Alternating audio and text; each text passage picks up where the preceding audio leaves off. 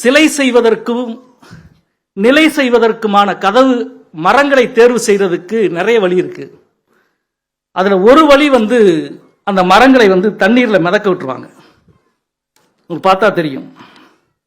அந்த தண்ணியில அந்த மரம் மிதந்துருச்சுன்னா மிதக்க போட்டா கால் பகுதி தண்ணிக்குள்ள போயிட்டு முக்கால் பகுதி மிதந்தா அந்த மரத்தினுடைய குணம் இது.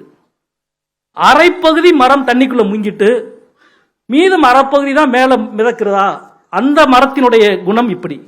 முக்கால் பகுதி மரம் உள்ளே முங்கிட்டு கால் பகுதி தான் மேலே மிதந்தால் அந்த மரத்தினுடைய குணம் இப்படி. இதுதான் படைப்பிழப்பிக்கும் பொருந்தும். உண்மைக்குள் எவ்வளவு மூழ்குகிறோம், புனைவுக்குள் எவ்வளவு மிதக்கிறோம் என்ற வித்தை தெரிந்துவிட்டால் மிதப்பவனின் மோகம் மூழ்கிற ஈரத்தை உணரும், மூழ்கிற ஈரம் மிதக்கிற காற்றின் அனுபவத்தை ருசிக்கும். வேள்பாரி மிதந்து கொண்டே இருக்கிற பொழுது மூழ்கிக் கொண்டே இருக்கிற அனுபவத்தையும், மூழ்கிக் கொண்டே இருக்கிற பொழுது மிதந்து கொண்டே இருக்கிற அனுபவத்தையும் கொடுத்து கொண்டே இருக்கும். பாரியை ஒரு முறை மட்டுமே வாசித்த வாசகர் ஒருபோதும் இருக்க மாட்டான். அது உணர்கிற அனுபவிக்கிற ஒரு பெரும் கடல்.